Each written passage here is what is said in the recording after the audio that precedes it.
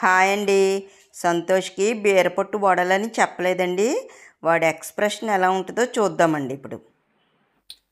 బాగున్నాయమ్మా. ఎన్ని ఎందుకు ఇక్కడ? ఓయ్ వీటితో వేసాను వడలు. ఏంటి తొక్కలు వేసాను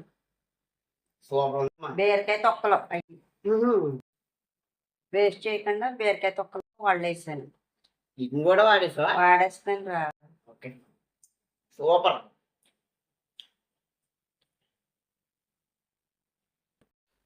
నాకే కావాలి మొత్తం. ఈరోజు మన రెసిపీ వచ్చేసి బీరపొట్టుతో వడలండి.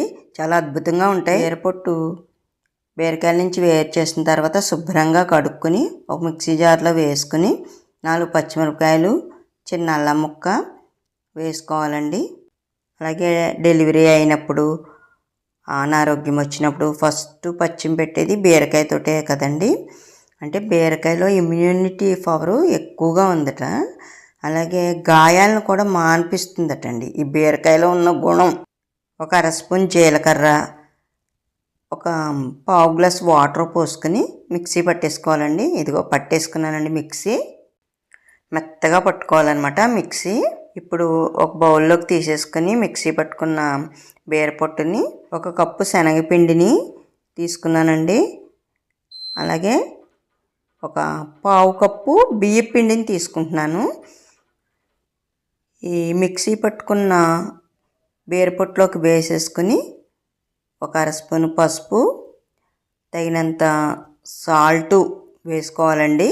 సన్నగా తరిగిన కొత్తిమీర, ఉల్లిపాయ ముక్కలు వేసుకోవాలండి.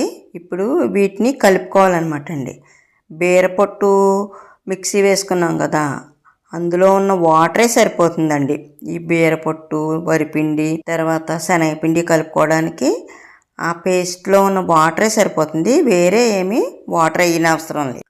ఇలా గట్టిగా కలిపేసుకోవాలండి. ఇప్పుడు నానబెట్టుకున్నాను అనమాట. 2 టేబుల్ స్పూన్లు శనగపప్పును ముందుగానే నానబెట్టుకున్నాను. ఆ శనగపప్పును కూడా వాటర్ లేకుండా వేసుకుని కలుపుకున్నాను అనమాట.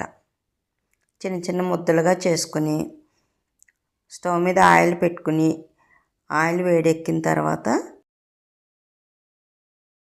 అప్పడాల్లో చేసుకోవాలండి. చేతితో చేసేసుకుంటే సరిపోతుంది.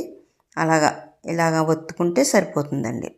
ఇలా చేసుకుని మరీ లావుగా కాకుండా మరీ పలుచగా కాకుండా చేసుకుని నూనెలో అలా వేసేసుకుంటే అండి చక్కగా వేగిపోతాయి. ఈ వడలు మధ్యాహ్నం స్నాక్స్ కింద చేసుకుంటే చాలా బాగుంటాయండి. ఆరోగ్యానికి ఆరోగ్యము. మీడియం ఫ్లేమ్లో పెట్టుకుని వేయించుకోవాలన్నమాట అండి వడల్ని. ఇప్పుడు తిరిగేసేసుకోవాలండి. కొంచెం వేగిన తర్వాత చూడండి గోల్డెన్ కలర్లా ఎలా వచ్చినాయో అలా 2 పక్కల కాలిన తర్వాత గోల్డెన్ కలర్ వచ్చేదాకా వేయించుకోవాలండి.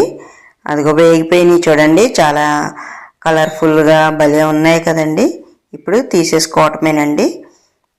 బీరపొట్టు వడలు రెడీ అయిపోయినాయండి. టేస్టీ టేస్టీ బీరపొట్టు వడలు. ఒకసారి ఎప్పుడైనా ఇలా ట్రై చేస్తూ ఉండండి మీరు కూడాను. నచ్చితే షేర్, లైక్, కామెంట్, సబ్స్క్రైబ్ చేయండి.